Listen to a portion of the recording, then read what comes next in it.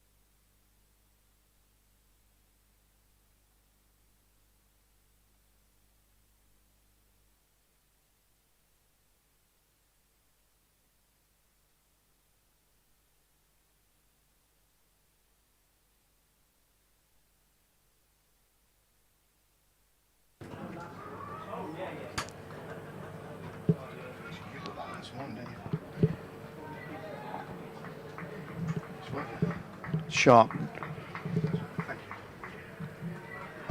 white ball batsman. And now the hat-trick ball will be described by Ed Seaborn.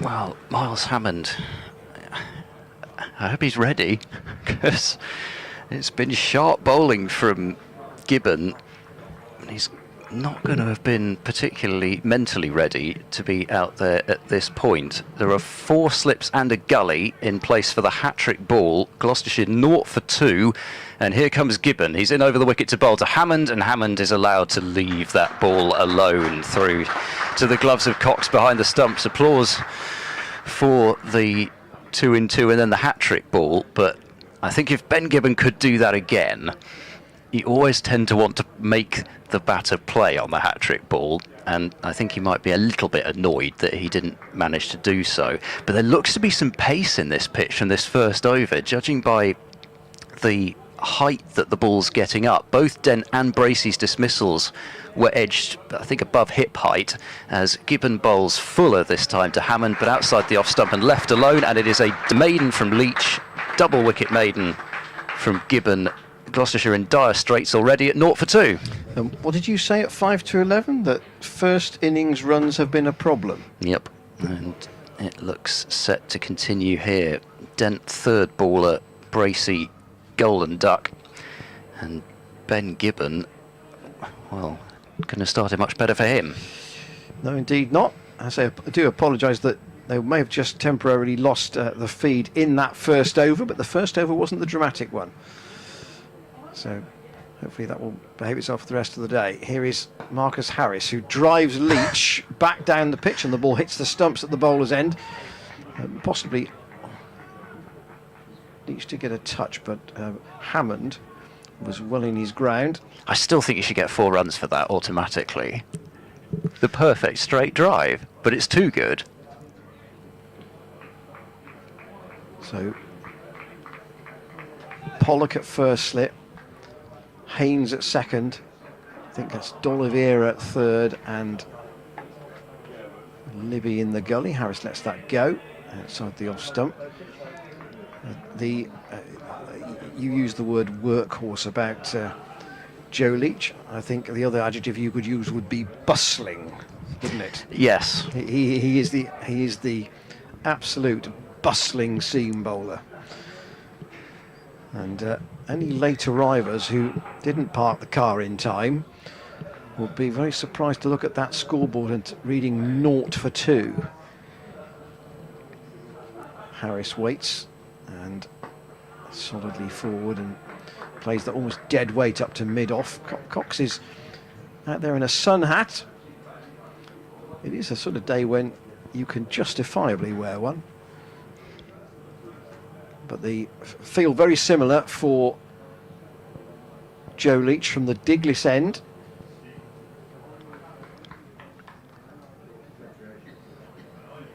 Pennington's down here at third man. Leech is going to switch and come around the wicket to Harris. He's got a man at mid-wicket and mid-ons, but it's a fairly orthodox field, just 3 men on the leg side. Leech around the wicket then, changing the angle, but Harris just dabs that into the offside. That's a risky single too, and it's a good direct hit at the striker's end with this, what would have been Harris's off stump knocked out of the ground. But single completed. Hammond puts his hand up to say, yeah, good call for a sharp single, but when you're 2 wickets down at 12 minutes past 11, perhaps that wasn't the safest thing to do. Well, I think it probably was a single almost born of the fact that they were 0 for 2, just wanting to get a run on the board. But I mean, they made it in the end, so I suppose you could say it was a good single because they made it. It's one of those things where there are 2 types of leave, there are probably 2 types of single as well. Yeah, indeed. Yeah, that Gloucestershire card, numbers 2 and 3 already back in the pavilion. And Hammond steers that up to mid-on, where Josh Chung does the fielding. Interesting to read what Alan Richardson said about him yesterday. They try to really manage his workload in this first block of championship matches. Worcestershire don't play next week, But they're trying to sort of pick him for a game and then rest him for a game, not to overburden him after the recent injury. That's a nice shot from Hammond. Driven away past the man at mid-off, the retreating Matthew Waite, and they'll come back for 2. So Leech not quite at the moment offering the danger of Gibbon from this new road end, but Gloucestershire are 3 for 2 with Dent and Bracey both out for naught, caught in the slip cordon.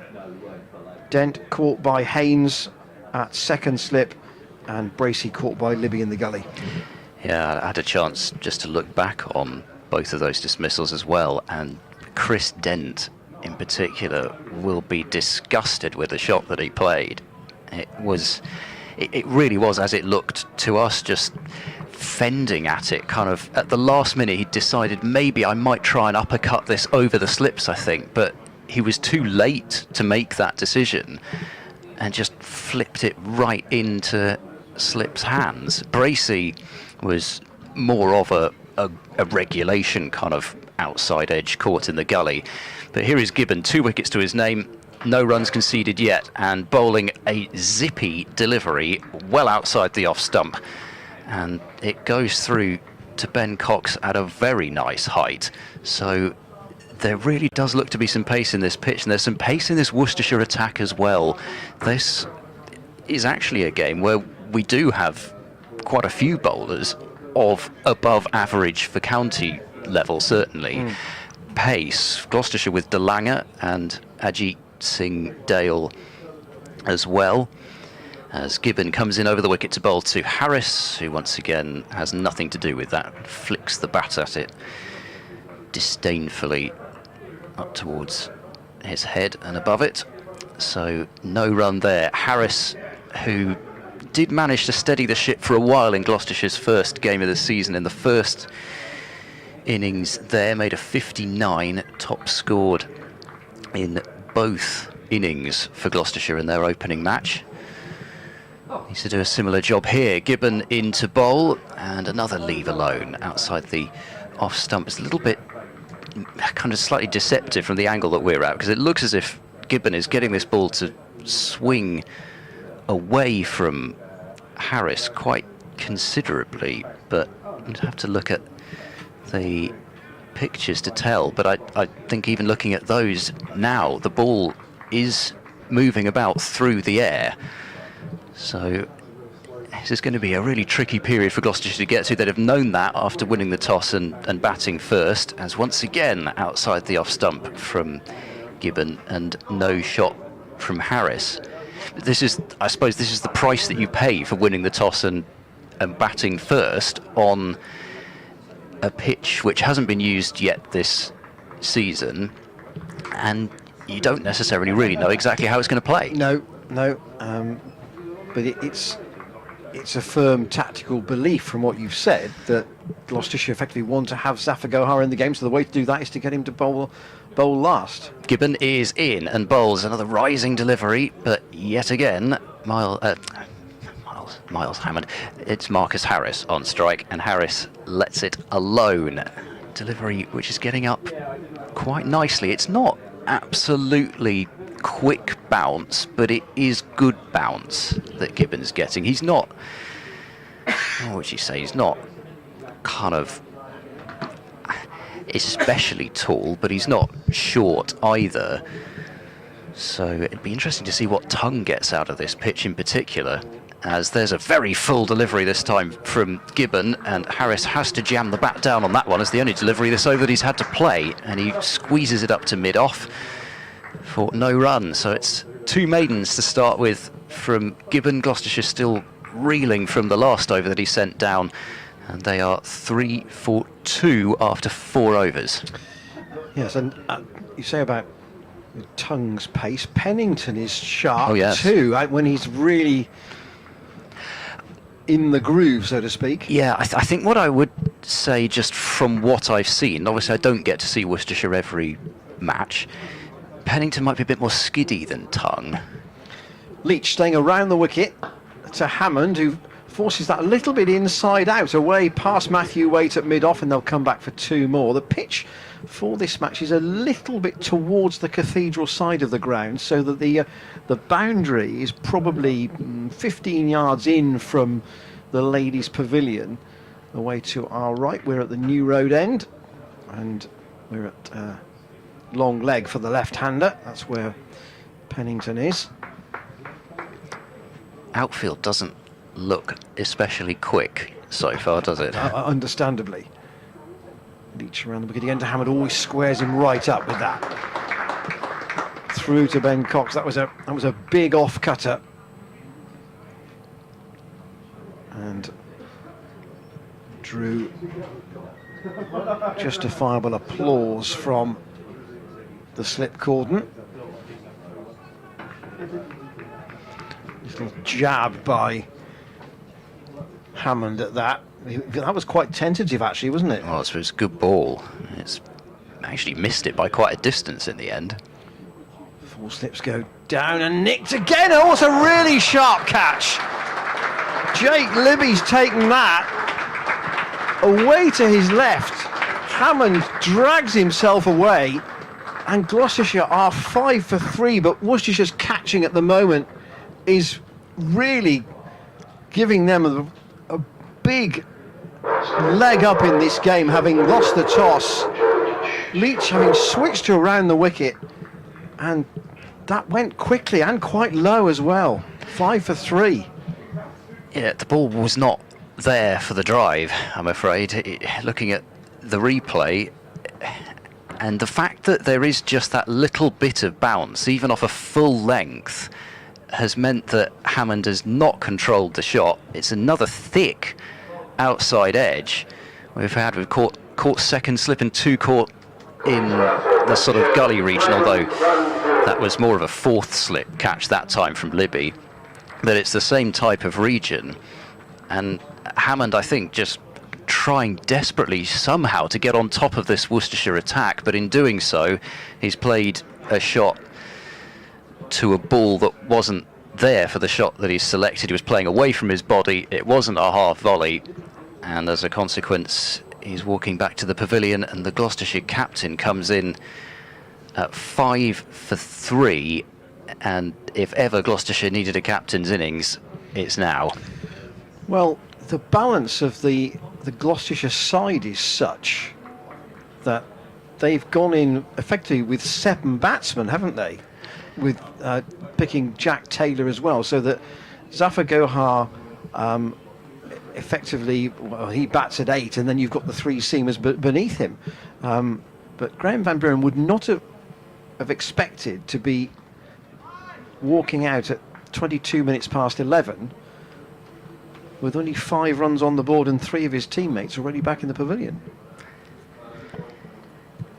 Yeah, and again, it's a first innings top order collapse from Gloucestershire, and really they can't be affording to lose any more wickets until lunch now, really. If you won the toss and you decided to bat and you go losing more than 3 wickets in the first session, then you do start to wonder whether potentially he made the right decision at the toss. So we have a right-hander now for the first time.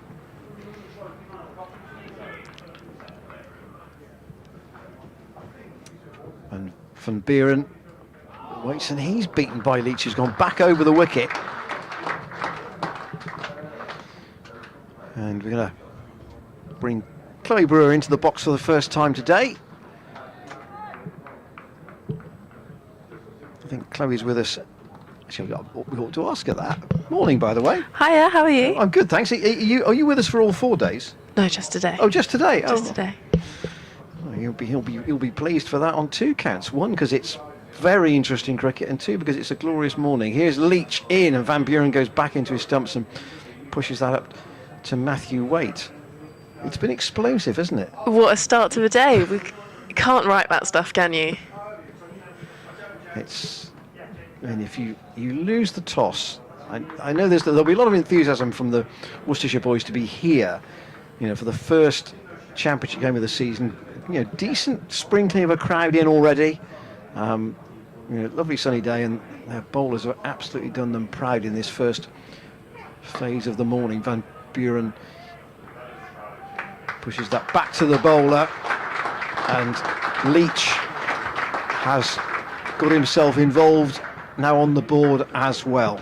Dent caught Haynes, bowled Gibbon, naught. Bracey caught Libby, bowled Gibbon, naught. Hammond caught Libby, bowled Leech, 4. Gloucestershire 5 for 3. Has that been just indecisive batting for you, or good bowling, do you think? I think a little bit of both, really.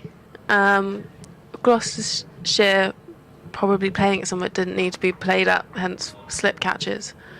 As Gibbon is coming in for his 3rd over now. That's full of length and defended by Harris to mid-wicket there. Yeah, there's been some incredible catches and slips, so they've been really sharp, actually. Which is... Well, just what the fielding captain wants, isn't it? Yeah. Absolutely ideal for Brett D'Oliveira to see that cordon just gobble up 3 chances. Yeah, absolutely. You can't ask for more, really. All chances taken. As Gibbon is coming in for his 2nd ball of the over, full of length and defended by Harris there. A little bit of a race there between point and extra cover, but extra cover wins to get the ball and gives it a little bit of a shine. Harris got a 2nd innings 100 at Glamorgan, and yeah, I think his form, from what Ed said, his form for Gloucestershire last year suggested that he was certainly going to be talked about for the Ashes squad, and obviously this week he's been named in the squad for the first 2 tests. Gibbon again, outside off, left alone by Harris there. And you'd have to say, from a Gloucestershire point of view, he's got to be the glue for this innings now, hasn't he? Yep, he's going to have a lot of weight on his shoulders now to push through, as well. He's lasted through the first, what is it, how many overs have gone now? It's not many. This is a 6th over, and they've already lost 3 wickets, so he's really got to hold together now and start to rebuild, really, as Gibbon is coming in again, full of length, and that's left alone by Harris there. Doesn't want to get involved with that for sure, especially when we've got, how many slips are there? 1, 2, 3 and a gully. And 3 in a gully, really. Yeah. Libby is quite. I suppose he's quite fine for a gully, but there is enough of a gap there. You'd say he's not a 4th slip. Yeah. But that was he made that last chance. I don't say he made it look simple, but he just moved smoothly towards the ball, read the angle really well. Yeah, Gibbon again, just full of length. Just got Harris there on his pads. Half a shout from the slips, but definitely too high on that one. Yeah, he's made it look easy, but they definitely weren't easy catches. I think both these 2 bowlers, you need to make a pretty strong argument to take the ball off them at the moment. They'll be bowling for most of the first hour, if not maybe a bit beyond, you would think, the way they've started. Definitely. Gibbon again, outside of his played, but it's just beating the outside edge. That brings the end of the overs. Gloucestershire remain on 5 for 3. Harris is on 1, and Van Buren is yet to score. Yes, a lively start from Worcestershire. 1 bonus point already secured, having got 3 wickets. And crowd largely still got jackets on, but quite a lot of hats of various sorts around the ground. It is a sort of a glary sort of sun, and we're grateful for that. Leech to start his 4th over into Van Buren. He's driven that through the gap on the offside. There is a gap at cover. Chase out for Gibbon towards the boundary on the pavilion side, and they'll come back for 3. Van Buren in his 2nd season as Gloucestershire captain. Quite an awkward time of it through the change of his registration to be a domestically qualified player following the Brexit situation. It was paperwork took far longer than it should have done, from what I understand. Leech into Harris, who just squeezes that out onto the offside, and D'Oliveira does the fielding. And Gloucestershire went through that same process with Marchant de Longa through the last winter, but that was much smoother, shall we say. And Van Buren looking on now, his Australian left-hander waits for Leech, staying around the wicket, and Harris works that onto the onside. Ian Blackwell is the umpire at Leech's end, and Chris Watts is at square leg. I think from a Worcestershire perspective too is that with Alex Gibbon moving to Kent, Alan Richardson's got to sort of mould his own attitude and method into the team. What sort of a framework does he want them to use? That's a good ball from Leech, and Blackwell's up, raised the finger. It was full, and Harris has to go, and it's 8 for 4. He's LBW, not getting very far forward, and now 2 wickets for Leech as well as Ben Gibbon.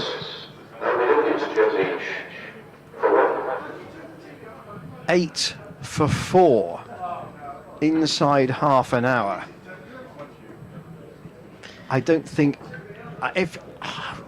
anybody on the ground would have seen this when they walked in this morning.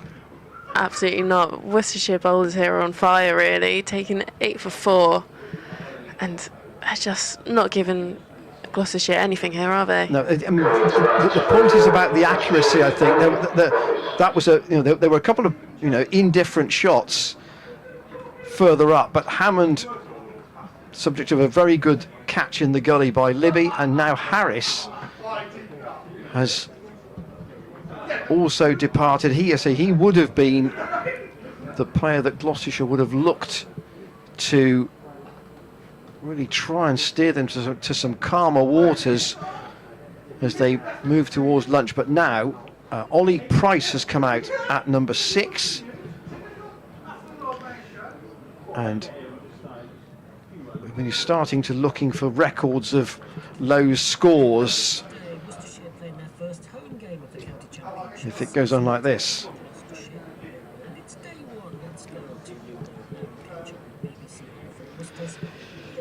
We've had 31 minutes cricket, and Gloucestershire are 8 for 4. Yes, I said that right. 8 for 4. Worcestershire lost the toss, but Joe Leech and Ben Gibbon have already removed Chris Dent and James Bracey. Those both to Gibbon in successive balls in his first over, caught by Haynes and Libby in the slip cordon. Hammond was then caught by Libby, a second gully catch for him off Leech for 4, and now Leech has just removed Marcus Harris, LBW, for 1. Harris, the last of the top order Gloucestershire batsmen to depart. Leech has 2 for 8, and Gibbon has 2 for none after 3 wicket maidens. Quite an explosive start here. 8 for 4 Gloucestershire, having won the toss and decided to bat. Further news from here in the news at 12.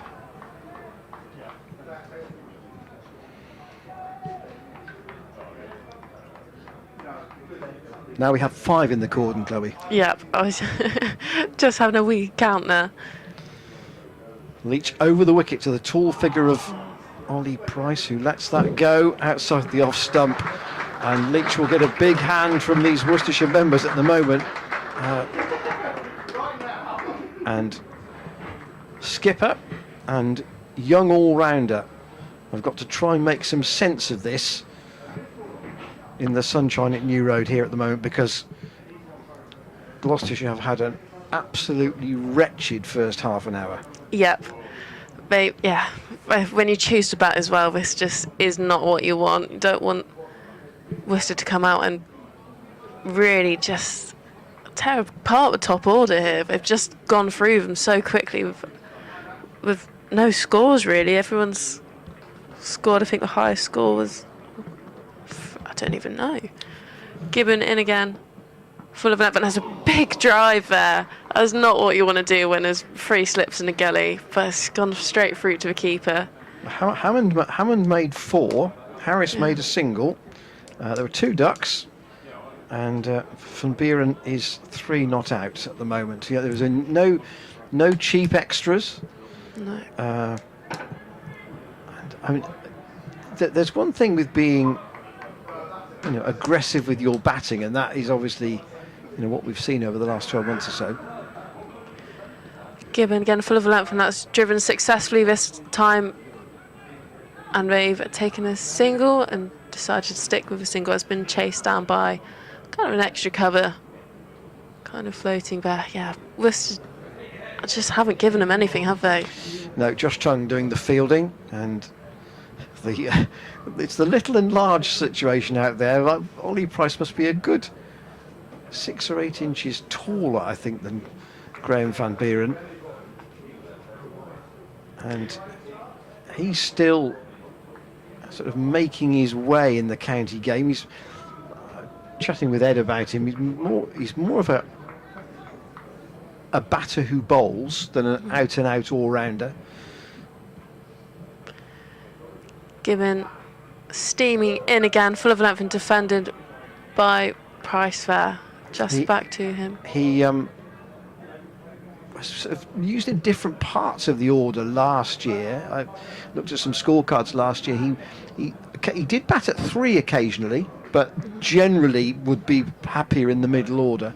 Okay. But he's got a different challenge here, because you're not coming in when the side has got a decent total on the board. No. Gibbon in again, full of length, and that's driven handsomely by Price there, and that heading towards the boundary. Can it be stopped? Oh, there's a dive on the boundary there, and they've taken 4 from it. Oh wow! Yes, you wouldn't normally expect an all-run 4 straight to the new road fence, but the outfield, I mean, it is very, very lush, but it's very slow as well, and that was very evident because that ball absolutely it didn't plug, but it really crawled towards the rope. Yeah, and he timed it well as well. Gibbons, and again, bumper this time is left alone, just slightly wide there. He didn't want to touch that for sure. For people who don't follow the women's game as closely as the men's game, 13 for 4 is the score here. You're with the Central Sparks. You signed a pro contract last winter, so this is your first. This is my first full season as a professional player. What does your summer look like? Busy, very, very busy for sure. Gibbons running in again, full of length and flicked off the pads there by Price, as that's gone into the leg side, and Famana fine angle pick it up as they've taken 3 from it, and that will bring the end of the over. Gloucestershire, a little bit of repair there. 13 for 4. Ollie Price on 4 and Van Buren on 4 as well. Yeah. So your summer, you've got a T20 competition, 50 over competition. Yep, and then the 100 slots in August. We start off with 50 overs, so we've got our first game against the Blaze this week at Trent Bridge. 50 overs, and then T20 kind of slots in May, June time, mid-May. So I'm excited. There's a lot of games this year. And where do you fit in the team? Touch wood, we haven't had the conversations yet, but batting all-rounder. Right, batting all-rounder. Okay. Ed will be back with us in 1 over's time. And here is Leech trying to exert more damage. Push forward from Ollie Price to a reasonably full ball. Leech staying over the wicket now to the right-handers. He got both his wickets against the left-handers from around the wicket. Both. I mean, Hammond, to be fair, had been squared up by one from Leech before he nicked a delivery to Libby in the gully. 4 slips and a gully for Leech from the digless end. And that might have been bat on the inside edge to pad, because there was a big ooh from D'Oliveira and the cordon there. May have just got a nick on that. He's lucky to get a little nick on that. It looked quite good, actually. Even from our position, that looked as if that was really causing him more than a moment's concern. Price has 7. But it's the wickets column that is the most relevant at the moment. Leech in. Price beaten as he pushes forward. Dylan Pennington's just getting loose at point. 44 overs from Gibbon, and this is Leech in his 5th, so that's a difficult one for Brett D'Oliveira. You ask these two, they'll want to keep going, but he's got to be conscious about early season injuries and things when you've got a long summer ahead of you. Leech is I'd use the word, workhorse about him, and that's used in a very polite and respectful way, because he's bowled he has bowled a lot of overs for Worcestershire. He can be what I would call a stock bowler as well as a strike bowler.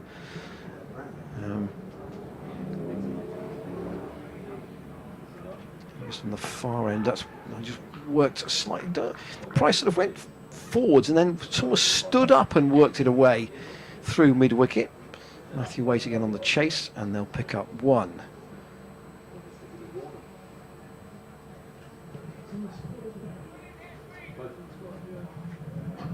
So how have you made the transition from, and you picked this conversation with Ed, transition from non-professional to professional? How has that come about, and how is that going to change your life, if you like? Come back to that after this ball. Here's Leech, and then Van Buren lets that go.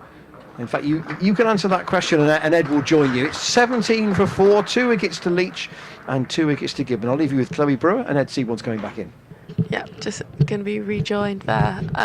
You can see across the country, actually, there's been a lot more professionalisation of the women's game this year, having some teams having 15 pros, as you can see from some Vipers, some having 10, so room for further more contracts. And I'm being rejoined by Ed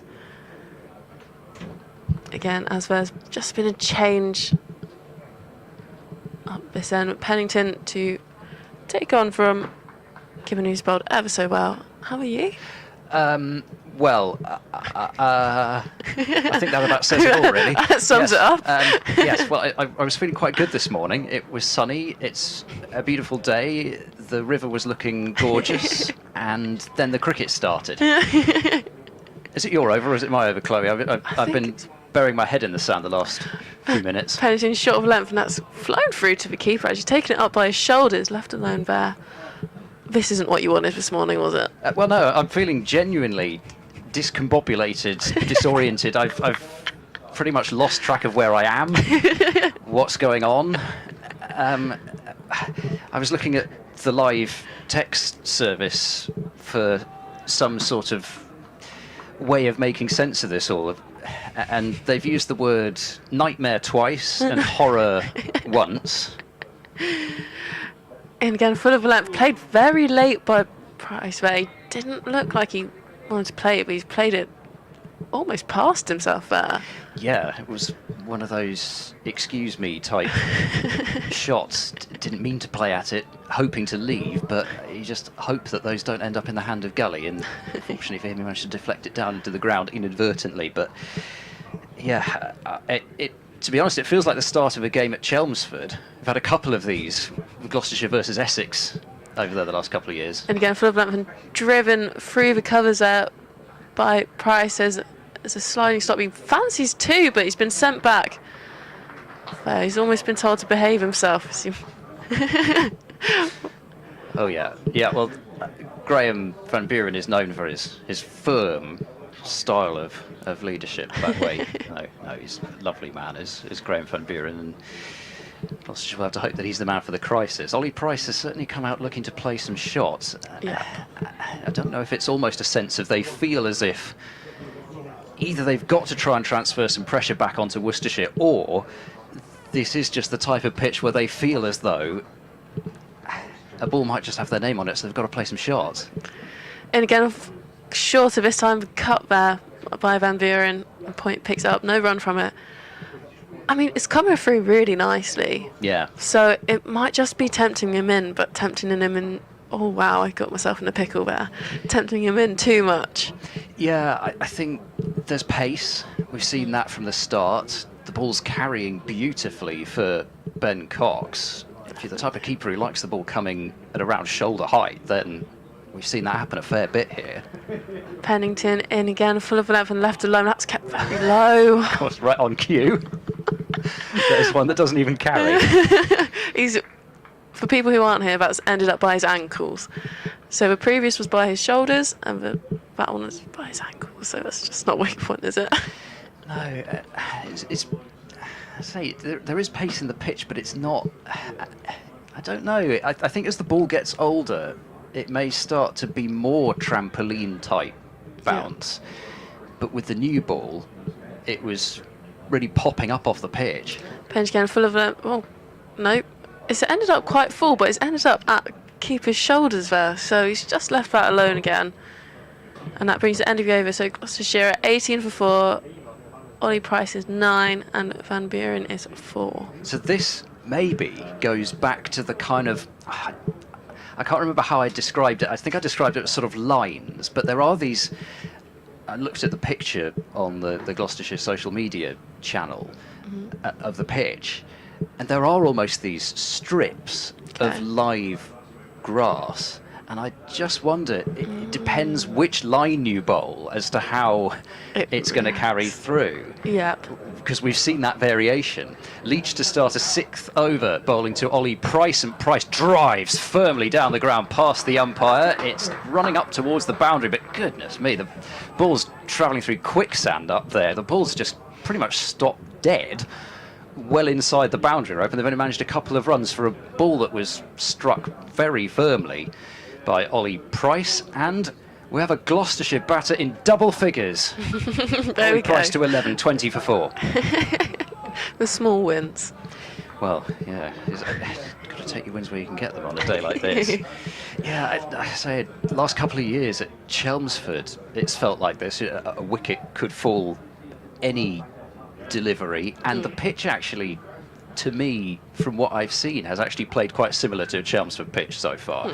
You've got that carry. It's not, it's not express pace, but there is pace in the pitch, and it's doing bits. Yep. So, and actually, even the kind of the matte sort of carpet-like nature of the pitch is quite similar to a Chelmsford pitch, I would say. As that's left alone this time by Ollie Price, wide of off stump. But yeah, it's been a disaster for Gloucestershire, and even 20 for 4 with a partnership of 12 feels like something of a recovery. Yeah. Wickets falling elsewhere around the country. Somerset 24 for 3 against Lancashire. That's Jimmy Anderson and Saqib Mahmood both playing in that game, but it's Jimmy who's taken 2 and Tom Bailey the other, as Leech bowls to Ollie Price, turned away wide of mid-on, and there won't be a run there. Another duck for new Somerset signing Sean Dixon. Cameron Bancroft was out for 7 and Tom Lammerby for 15. Anderson 2 for 10 from his 5 overs. There's no Keith Barker for Hampshire against Northamptonshire. It'll be interesting to see how they get on there, minus Keith Barker. Hampshire 28 for 1, with Fletcher Middleton, the player, out without scoring. Felix Organ and Nick Gubbins trying to steady the ship there. At Canterbury, Essex are 53 for 1, so off to a relatively tidy start there, with goodness me, had to do a double take there. So Alistair Cook, 39 from 30 balls, Oh, wow. but out. Leech is in and bowls down the leg side, and Ollie Price tries to turn that one away and misses it. It's taken by the sun-hatted Ben Cox away to his left-hand side. Wes Agar, Kent's signing for the next 4 championship matches, the Aussie fast bowler, strong, well-built fast bowler, brother of Ashton, has got the wicket there, so his first Kent wicket. They've got Arshdeep Singh coming later on this summer. Kent, the Indian left arm quick. Leech bowls to Ollie Price. Another nice looking drive. Won't beat mid-on. Fair to say he went down a little bit in stages there, the fielder, but stopped the ball. That's the important thing. Yep. At Nottinghamshire, 46 without loss at Lords against Middlesex. Some serious competition to get into that Nottinghamshire bowling lineup with Stuart Broad available. Luke Fletcher, no place for Luke Fletcher. Extraordinary. In comes Leech and bowls. Forward goes Ollie Price, tapping that one up to mid-off, and the end of another Leech over. 6 overs, 2 for 11. His figures, Gloucestershire remain 20 for 4. In Division 2, Durham 40 for 1 at Cardiff. That's Marnus Labuschagne and Michael Niese's first games of the season for Glamorgan, but it's Tim van der Huchten who was the scourge of Gloucestershire in their first innings at Cardiff the other day. He's got the first wicket. Alex Lee's gone for 24, and Sussex 44 without loss against Yorkshire. In comes Pennington, steaming in. That's short of length, and he's had a go at that, and that's gone over slips there, and that's gone for 4. So I believe that was the first, not the first boundary of the day, surely. Do you know what? I think it might be. It is. There we have it. Top edge over the keeper, 4 runs. 50 minutes in, a top-edged pull shot. That really does about sum it up. Yeah, it does actually. It really does. So, there we go. Van Buren, who's on to 8 here. Gloucestershire, 24 for 4. So we're starting to see a little bit of a rebuild here, which is very good from the position they were earlier. Pennington steaming in again, full of length, and defended by Van Buren there to point. Just picks it up casually, gives it a little bit of a shine. No run, and there's a little bit of gardening down the pitch. So I think you started to discuss this with Ian Randall earlier, but this is now your sort of joint home ground. Yes. Yeah, it's a lovely ground, isn't it? Yeah. Well, it doesn't get too much better than the view over the trees and the cathedral as we look at it. Absolutely not. And again, it's quick, and he's tried to play that late, but he's ended up just patting it to the ground. He wasn't sure. It looked like he got caught between cutting and defending that one, actually. Yeah, just a bit of bounce and tucked him up for room by the looks of things. Yeah. So have you played here before in the regional setup? I haven't. I was keeping the bench warm when we were up here last. Well, it was a tough site to get into. Yeah, I was a couple of years ago. So Pennington in again, full of length and left alone. It's ended up shoulders of the keeper there. Yeah, I believe because when I was with Stars, so I believe we lost here actually. So it's good, isn't it? Coming up here, hopefully we'll win a couple. I think we're here for a T20 double header as well. Oh yeah, lots of double headers this year, even more than last year, which I think is great to see. I think Gloucestershire's double header with Western Storm are the second half. Pennington again, defended there. That brings not the end of it over quite yet. Yeah, so there were 3 double headers for Western Storm. 1 at Cardiff, 1 at Taunton, and 1 at Bristol. Oh wow, okay, that'll be exciting. Yeah, I think we've got 2 home double headers and 1, maybe 2 away. So we've got a double header at Edgbaston and then 1 here. So it'll be exciting. It's good to just show at your home grounds, really, isn't it? Especially alongside the men's teams. Punching it in again, steaming in. It's just an inside edge there, to mid-wicket. And that does bring the end of the over. Gloucestershire are 24 for 4, and we're seeing a little bit of a rebuild here. The Gloucestershire card makes for exceptionally ugly reading. Harris 1, Dent 0, Bracey 0, Hammond 4. Van Buren and Ollie Price looking to try to salvage something out of this first innings. It already looks, even now, or even really half an hour in, that as if Gloucestershire were going to have to play yet again from behind in a game. They have got to find their way up to something that they can bowl at, even if it's not anywhere near what they'd have been after when they came out this morning. Leech for another over, bowling to Ollie Price, who drives and misses it and is given out LBW. It's another wicket. Ollie Price out for 11. He got a big stride forward, but the ball didn't bounce that much, so I don't think there was any doubt as to whether it was hitting the top of the stumps.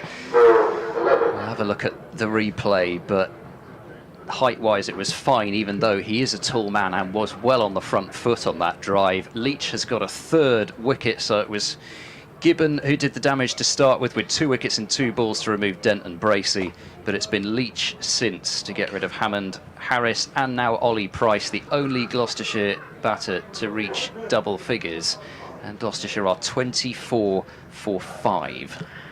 Wow. It's exciting cricket, though. A lot of people, from a Gloucestershire point of view, possibly not. However, I'm sure there'll be lots of people on the ground today on the edge of their seats, because it does look like just a wicket could fall at any point. Well, it's certainly dramatic. I mean, we can kind of throw yet again. It looks like another innings where he can throw the 250 for a batting point out the window. And Jack Taylor walking to the middle as sort of effectively one of these extra batters that we've been talking about in Gloucestershire's side. They've kept the same balance as that first game that they played with just the 3 frontline seamers, and yet so far, even with the extra batting, they've suffered 2 first innings collapses, and in their second innings in the first game, the top order were the ones that got the runs anyway. Yes, the lower order piled on, but so far, and it needs to happen here from Gloucestershire's perspective, the move to go with the extra batting has not proven to be a fruitful one, but it could change here with Jack Taylor. It'd be interesting to see how he goes about this, as Leech is in now to bowl to him, and there's that characteristic backlift of Jack Taylor, but only just to pick the bat up again and shoulder arms with it and allow it to pass through to Cox behind the stumps. Yeah, they've got a lot of rebuilding to do here. I'd say if I was coming in this situation, it would be knuckle down, don't play at anything that doesn't need to be played at. Well, that is one way to go. Yeah, but Jack Taylor may go the opposite way and start to play even more shots. We'll see. Leech is in and bowls, and Jack Taylor's on the walk a little bit as he plays at that one and misses it. He was looking for a shot on the front foot to a ball that rose off full of a good length and probably past the sort of shoulder of his bat or so, and he's walking down to have a bit of a chat with Graham Van Buren, who I suspect is telling him, yeah, I'm not sure you can really do that on this. Yeah, just needs to allow himself some time, I'd say. The thing about Leech is that he may well just keep bowling. He may well have another over. Down the pitch comes Jack Taylor, almost Stokes style that time, and gets a ball which is well down the leg side. And actually, in the end, wouldn't have mattered where he was standing, because he couldn't have played that little turn down to what is a vacant fine leg area for runs. Worcestershire have absolutely no need for a fine leg, even if the odd ball is down the leg side, which from Leech you wouldn't expect it to be. But there's no reason at 24 for 5 to have any fielder really in a defensive position. 4 slips and a gully. Leech is in now to bowl to Jack Taylor, who is beaten by that one. There was a half-hearted appeal from behind the stumps for a caught behind, but it wasn't joined in by the bowler and was certainly not entertained by umpire Ian Blackwell, who stands motionless and disapproving at the far end. Yeah, it's just going to be interesting to see where they go from here, really. Well, at the moment, it's nowhere. Last ball of the over, Leech to bowl now to Jack Taylor, who drops it into the leg side, sets off for a single. It is not there, and Graham van Buren lets him know that in no uncertain terms. So it is the end of the over. It's another successful over for Joe Leech. 3 for 11 from 7 overs with 2 maidens. Gloucestershire are 24 for 5 after 13 overs,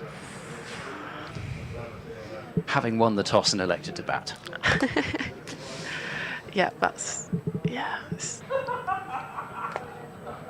Are we playing musical chairs, We are playing Ian, musical chairs. or are you going into that seat? Pennington steaming in again, full of length. He's tried to flick, but was ended up going down the leg side, taken by the keeper there. And yes, we are playing musical chairs. A little bit of musical chairs. Yes. So further wickets since you've left and rejoined. Yes, it's a sorry old card from a Gloucestershire point of view, but from a Worcestershire point of view, Leech and Gibbon have done wonderfully. Pennington again, full of length and defended, just beating Gully there, and they've taken 2 from it. It won't run to the boundary, and there's a hard no from Van Buren for the third, as that's being sent back in. He's doing well here to keep some firm calls. No dangerous running. He saw a quick single earlier, which was a direct hit, not out, but you can see Worcestershire will be buzzing in the field with the start they've had. Pennington at the start of his mark again, running in, short of length, has beaten the outside edge again, and it's gone through to the keeper. It's just some signals there from Van Buren. Looks like it's just kicking off the pitch a little bit, but token gardening, patting down the pitch, seeing where it is, and he. I think you've only used the word bumper once. You said that the ball has been pitched up. There's no reason not to pitch it up, given how much they're getting out of the wicket at the moment. No, absolutely. They're bowling good lines and lengths. It's just a pitch that's reacting to that ball. Pennington in again. That's slightly shorter. It's gone through to the keeper at waist height. Yeah, it's just kicking off, isn't it? That's it. Keeper's taken it, mainly either hip or shoulder height. And the adrenaline must be really running through these Worcestershire bowlers, because they know the pitch is offering them plenty. Absolutely, they'll be really looking for wickets today. As Pennington's steaming in again. There's just on length, defended by Van Buren there. Strong, hard defence, not getting through there. As he's just coming down and going to pitch another little bit of a tap. Zafar Gohar and the 3 seam bowlers is all Gloucestershire have left in terms of their batting.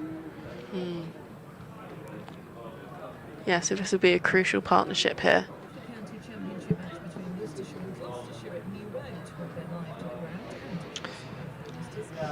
An explosive first hour is the only way you can describe it. Gloucestershire are 26 for 5. 3 wickets to Joe Leech and 2 to Ben Gibbon. 2 in 2 balls for him in his first over. Have ripped out the Gloucestershire top order, helped by some smart catching. Libby's taken 2 in the gully and Jack Haynes 1 at second slip. Leech 3 for 11 in 7 overs, and Gibbon's opening spell was 2 for 8. Wonderful start for Worcestershire after he lost the toss. Gloucestershire 30 for 5.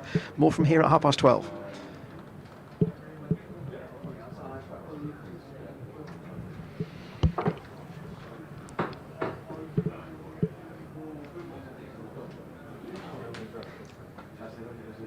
come back to the point, Ed, that you have a job to take the ball out of Leech's hand at the moment. Well, exactly, and that is the thing. Once he's settled in, it feels as if he can just keep chugging in all day as he bowls again to Jack Taylor, who reaches forward for that one, hopefully, and misses it as he looks to push that one out into the covers. And once again, Jack Taylor finds his outside edge beaten, goes on that walk that most batters do after they've just played and missed off towards square leg, in the hope that he might find something a little more friendly over there, but he's got to get himself back into the crease now and face up to another difficult delivery from Leech, who's in now to bowl to him. Off the back foot this time, Jack Taylor can punch this up to mid-off, and there is no run. Notice Josh Tongue just doing some limbering up. I wonder whether Leech might be approaching this end of his stint. Maybe he might get one more, perhaps.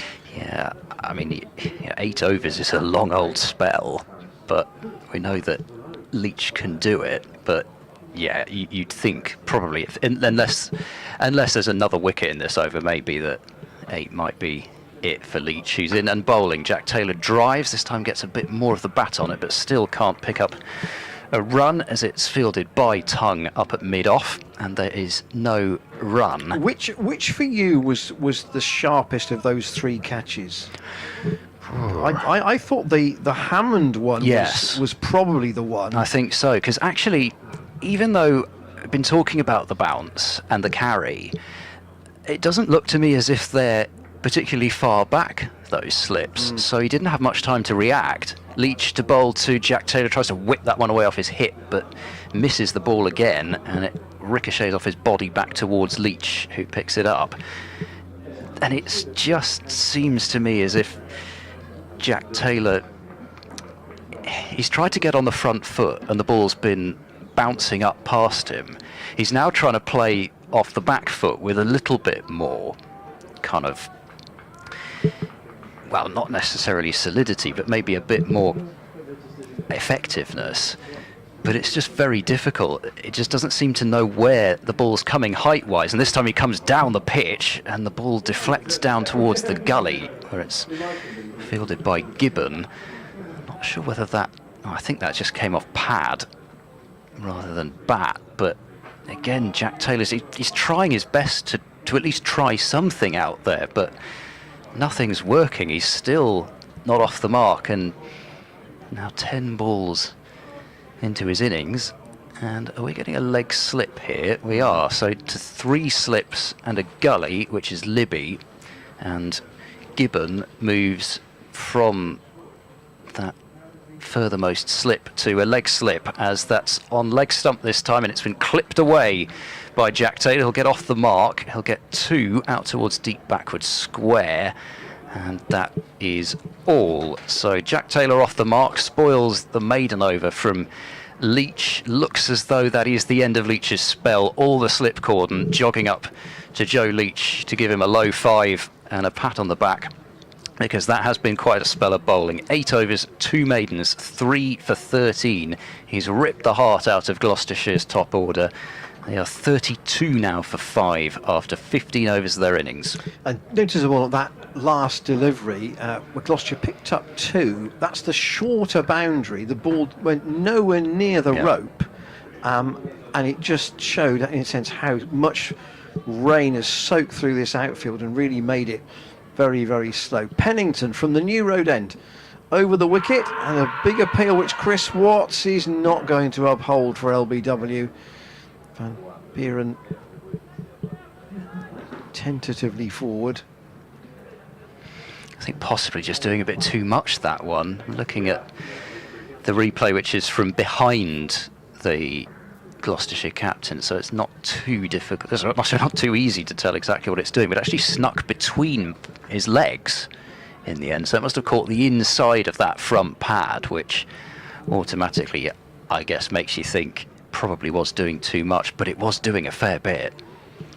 Pennington, long stride. Past umpire Watts, that's let go by Van Buren, gets his bat well out of the way. Leech is down at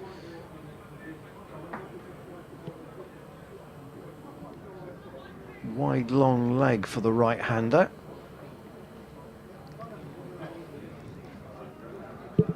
Just having a chat with one or two of the ground staff who are down there. Somebody might want to bring him a drink, I would think, after that opening stint. Pennington running away from us, and Van Buren's hit that high in the air. It should be taken by Cox, and he's got horribly out of position to play that shot, got underneath it, and Pennington has Worcestershire's 6th wicket. The Gloucestershire captain has to go. He is out for 14, and Worcestershire have 2 bowling bonus points in an hour and 10 minutes. Gloucestershire 32 for 6. Yeah, and in serious danger of not making lunch even. It's just going from bad to worse. Pennington getting some bounce, and looking at it again, he's just really late on that shot. It's got big on him, and Cox isn't dropping that, even with the sun to contend with as a keeper, and as one of Cox's standard, that's just never getting dropped. You may as well just start walking off already, which is pretty much what Graham Van Buren did. And normally a very good puller and cutter of the ball, Van Buren, that's one of his big strengths, but not this time. It was onto him too quickly, and he sent it way up into the air. But as I said, you're never getting away with that. And now Zafar Gohar comes to the crease with, well, he's got a mountain to climb, but realistically, even if he does, it's hard to see Gloucestershire being in any kind of position of being able to resurrect themselves in the match, I dare say. Even at 10 past 12, 32 for 6, this is not a position sides really come back from. No, what Malcolm Boyden was talking on BBC Hereford and Worcester this morning about this being a derby match in inverted commas, and because of the relative proximity of the counties, it's not Gloucestershire's longest away trip of the season. They haven't been here for 4 years, and there would be supporters from not only from Bristol but from further north as well who would make this trip, particularly those in Gloucester and Cheltenham. Here is Pennington into the left-handed Zafar Gohar, who just turns that away on the leg side. You can imagine the chunter amongst those Gloucestershire supporters about what's happened in the first hour and a quarter here. Particularly as and I just thought about this actually when you and Chloe Brewer were on commentary together. At Glamorgan, did they not lose effectively a cluster of wickets in one spell to Van der Hoogten? Yes. And here it's a cluster of wickets again in a short space of time. Here is Pennington in, and Zafar Gohar turns that to weight. His throw is a little wilder than he would want, and it's well backed up by his captain.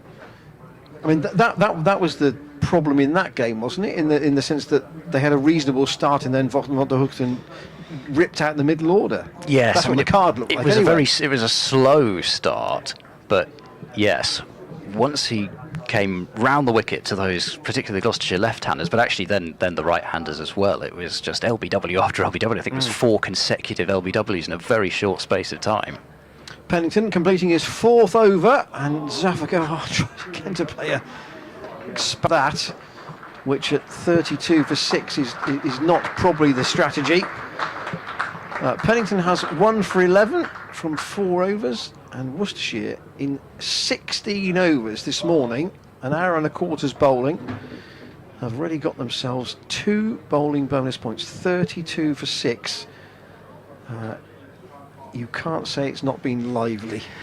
No, I think whilst I haven't been covering Gloucestershire for very long, the only day that I've done which resembles this was what turned out to be the first day of the 2018 season at Canterbury against Kent, where they hadn't played on day 1 and there was no play until lunch on day 2 because of a wet outfield. It was gorgeous conditions. Sounds Just waiting familiar. for it to dry out. Yes, exactly.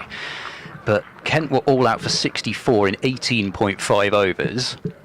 As we get a change of bowling, and it is indeed Josh Tongue into the attack to replace Joe Leech. So Tongue, the tall right arm seamer, bowling to Jack Taylor, full and wide-ish, tempting Jack Taylor into the cover drive, which he tries to lay into, but doesn't get any bat on it, and it goes through to Ben Cox. So, yeah, Kent 64 all out. That was Dan Worrell's first game for Gloucestershire. Matt Taylor took 4 wickets, Craig Miles 3, and then Gloucestershire were all out for 110 in reply in 39 overs. I think I'm right in saying 22 wickets fell in 2 sessions. In comes Tongue and bowls to Jack Taylor, who tries to drive, flashes it down to third slip, and Azarali gets a fingertip tester because he wouldn't really have been expecting that ball to come down at him quite like that. It zipped towards him on the bounce, and Azarali looks to be all right there. He's shoved his hands straight back into his pockets. Presumably he's got some hand warmers in there, even on a day like this. Can't imagine it's particularly similar to where he was playing his cricket before in the Test series in the winter against Nothing's England gone and his way New Zealand. this morning, has it? No. It's either gone much finer or much wider. Tongue bowls to Jack Taylor, it's full, and Jack Taylor stabs down on that one in defence, goes on the bounce back to Josh Tongue. But yeah, I mean, that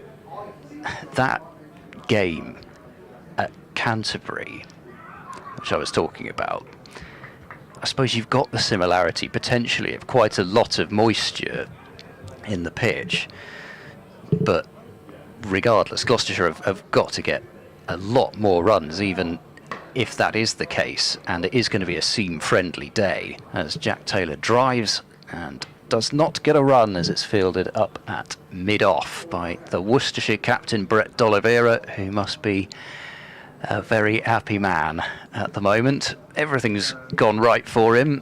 He lost the toss. Gloucestershire decided to bat, and he's reaped the benefits. I wonder what he would have done. You do wonder. I mean, it's a sunny day.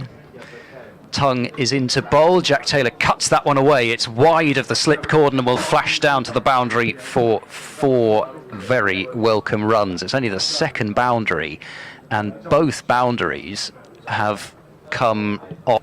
Don't think you could say, whilst Jack Taylor flashed hard at that and was pretty safe, I don't know that he was in really total control of that shot, but he did get it wide of Libby in the gully.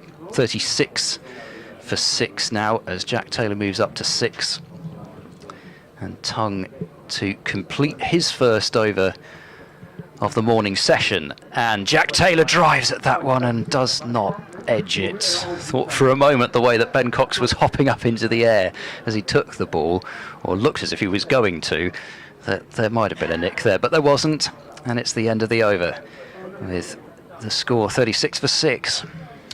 Alan Richardson just having a stroll round the ground. Very happy man, I think, at the moment.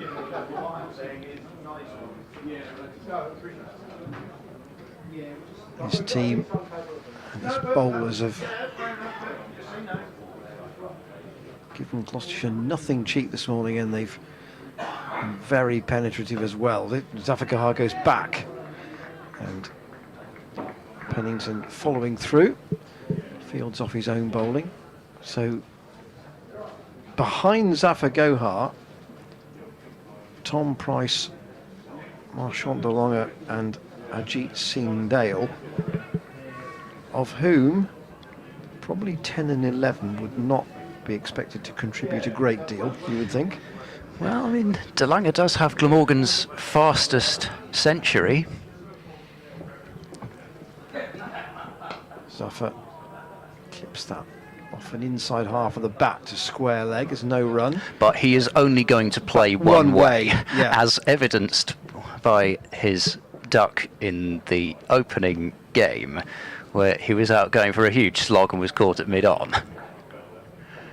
And that was in an innings where Gloucestershire hadn't got Indeed, a batting yes. point. So, yeah, I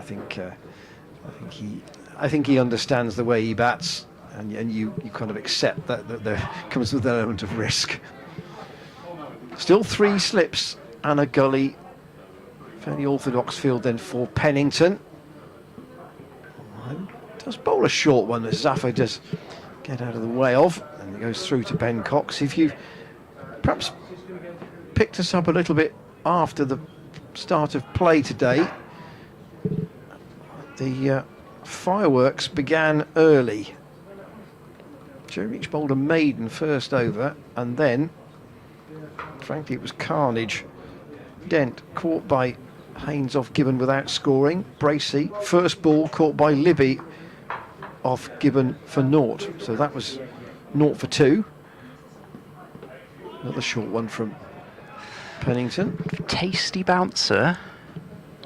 I mean, it's fast enough, and it was well directed and well played by Zaffa. We did notice last year, watching a lot of Zaffa, that teams did employ the short ball against him. They did feel as though there was a weakness there. So naught for 2. Hammond was then caught by Libby off Leech. That was a sharp chance. 5 for 3. And Harris, LBW to Leech, 8 for 4. Pennington in, or squirted away by Zaffa this time. Past the slip cord, and there's a chase way out to the deep backward point boundary, and a good chase too, and a long throw. It's probably the longest boundary on the ground for this game, and Zaffa's picked up 3. So Pennington's bowled 5 overs from this new road end. Gloucestershire 39 for 6. Leech 3 for 13 in his opening spell. Gibbon 2 for 8, those 2 wickets both in his first over. And Pennington, I thought that was the last. Was he bowled a no ball there? No, or is that, I think he just went up very quickly. The scoreboard has beaten everybody to that. I thought that was going to be the last ball of his over, but he's still got 1 left. He's got a ball to Jack Taylor. Zaffa off the mark with that 3. Pennington in again, and Taylor a bit jumpily defends out on the offside. So it is 1 for 14 now for Pennington from his 5 overs. So 8 for 4. Enough damage done there, you would think, for most Worcestershire supporters to comprehend in the morning session, but they weren't done at that point. Ollie Price, LBW to Leech, and then Van Buren caught off a top edge by Cox off Pennington for 14. So 8 for 4, and then 32 for 6 for Gloucestershire. And it will be Tongue to continue, and I think it's probably time for Chloe Brewer to come back in instead of me. It is. Tongue from the far end. That's the Diglis end. That's the end that's probably at the moment not got the greatest amount of sunshine. Most of the real warmth is at this new road end of the ground. That's where the majority of the crowd have congregated. There are some at the Diglis end, but they're a little bit more in the shade at that end. Wickets continuing to tumble, Chloe, aren't they? Yeah, they just haven't stopped falling, have they? It's just been a slow trickle of wickets. I just wonder where Gloucestershire would be happy to get to. Ed might remember this better than me. What was the first innings total last week? 160 or something? Dug out by Zaffa from Tongue's next delivery from the far end towards us. We know about Tongue's ability. Sadly, career a bit punctuated by injury, so Worcestershire being a bit careful with him at the start of the season. Played in the game at Derby, didn't play last week. Back in the side today. Not the longest run-up.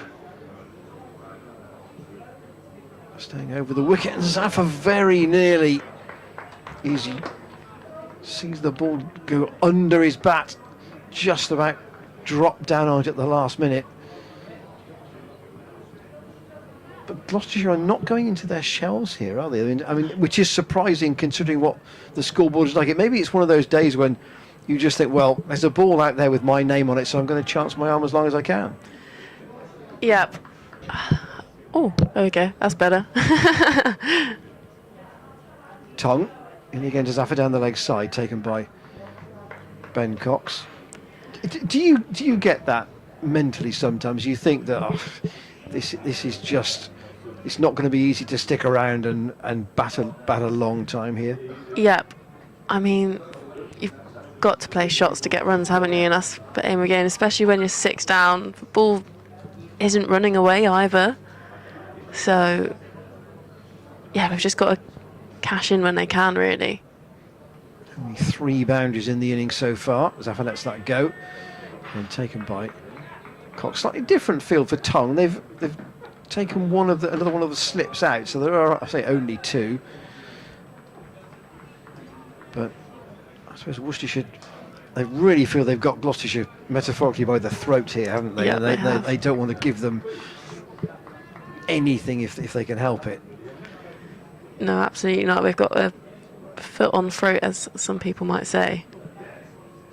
Tongue past umpire Blackwell, and Zaffa plays that fairly firmly but straight to the man at mid-off. I think he's Brett D'Oliveira. End of the over, Tongue has bowled 2 overs for 4, but his colleagues all have a wicket against their name. Pennington 1 for 14, Gibbon 2 for 8, and Leech 3 for 13. He had a long spell. I don't think we'll see him again this side of lunch. That would be my view. Yeah, the bowlers have really bent their backs this morning. They've put a lot of effort into their spells and they've reaped the reward from it, really. You can see on the scoreboard 39 for 6. You can't ask your bowlers for much more. Pennington to continue with his 6th over here. So he's steaming in, full of length, driven by Taylor Van, finds extra cover. He chucks it back to the keeper, who's just passing it back round the field. And once you get into the middle order, generally, I mean, this is, yes, I think we can definitely call this middle order. I think the lower middle order would be a bit unkind on Taylor, but batsmen at this point would tend to be more of an attacking type, wouldn't they, rather than people who, just hang about and accumulate. And again, I had a big swish at that. It's gone to try and cut a ball, which I wouldn't say it's a length to cut, as it's gone through to the keeper. It wasn't back of a length, it was fairly full, actually. As Pennington's bowled a couple of sharp, short ones, hasn't he? Yeah, he's bowling ever so well. Yeah, he's really putting him down there quick. As he turns at the top of his mark and he's seeing his run up, he's steaming in there. It's just full of length, defended by Taylor there. Takes cover. Really is a proper sprint, isn't it? Wouldn't say it's an acceleration. He gets from at the end of his run. He doesn't actually.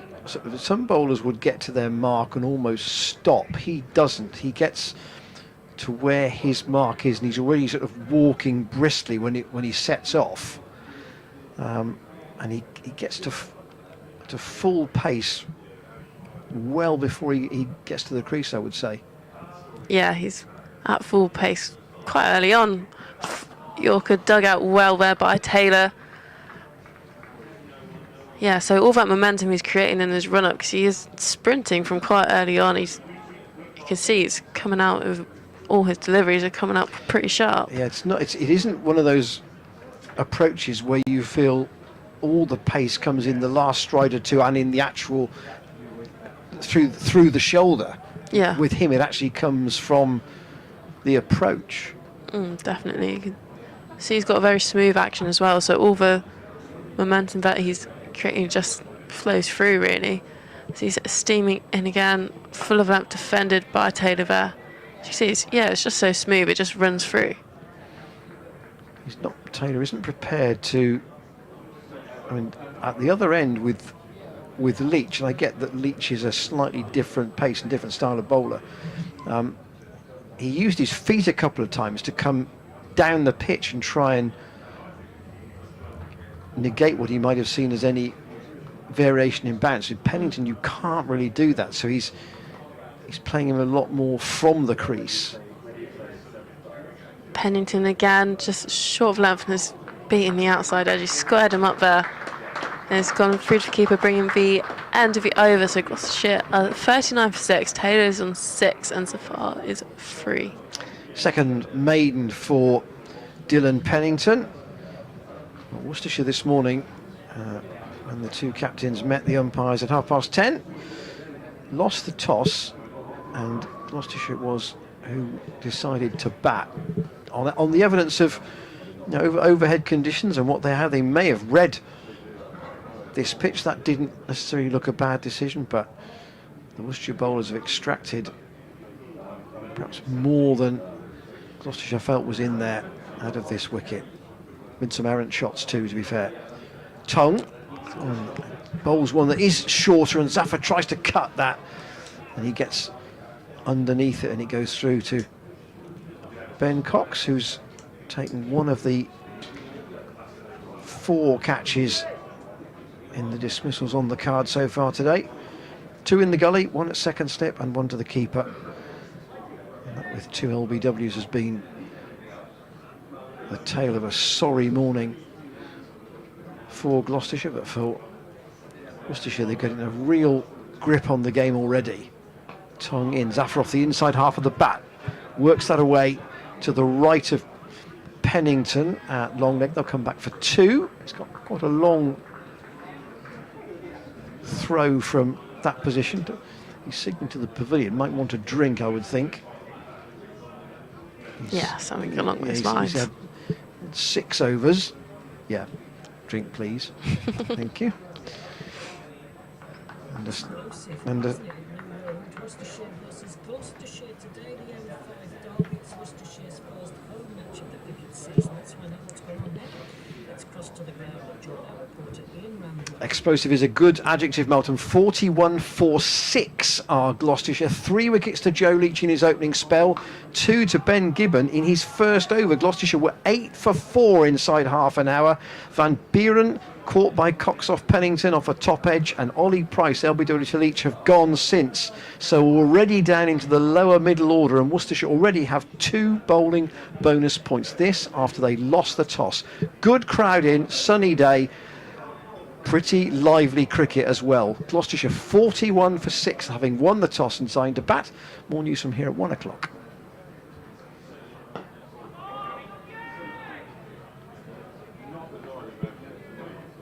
South Africa batting in a sweater. Last season, talking to Ed about Zafar's batting, he sort of the ideal person to have as a number 8. He's better than a tail ender. He's not quite an out and out all rounder. He probably would say he's a bowler who's a more than useful bat. Tongue in, and just worked out onto the onside. He averaged somewhere towards the high 20s, which for somebody batting at 8 when he's a frontline bowler is handy. Definitely. But he's I had a chat with Ed last night actually about the potential teams for today, and in a sense Gloucestershire are a bit of a 6 and a 5 with their selections, or we thought they would be, but they've gone 7 and 4 with this game with 7 batsmen. Hasn't done them an awful lot of good so far. That's a short one from Tongue, which Zafar lets go. End of the over, 41 for 6. They've gone 7 and 4 really. Zafar at 8 is as close as to an all-round user as you're going to get, and Worcestershire a little bit the same, because they've got Ben Cox batting at 6. Would you call Matthew Waite an out-and-out all-rounder at 7? Not quite, perhaps. And then Leech, Pennington, Tongue and Gibbon. So both sides, the tail, it may not produce very much. It just puts the real emphasis on the top order. And obviously for Worcestershire, Jack Haynes well in the runs already this season. Could be an interesting challenge for him here, though, because he'll know that there's something in it for the bowlers if you put it in the right place. Pennington for his 7th over, full of length. That's a big old swipe, and he's gone. Is it? Oh, he's diving attempt there. It's gone over mid-on's head. You can hear the ripple of applause there. That's a hard catch. I'd say that's a half chance, especially with blue sky catching. You don't have any reference points as to where the ball is, so you can sometimes misjudge it very easily when you have nothing to base where the ball is. Ben Gibbon running back, the ball coming over his shoulder. It was a real one that was a real proper skyer from Jack Taylor. Gibbon will feel that, probably 6 times out of 10 he catches that, but those are the really difficult ones. Absolutely, especially diving over your head. And Pennington comes again. It's like a little extra bit of effort that's gone through sharp. It's been left alone by Taylor, and he's just come down, patting the pitch down.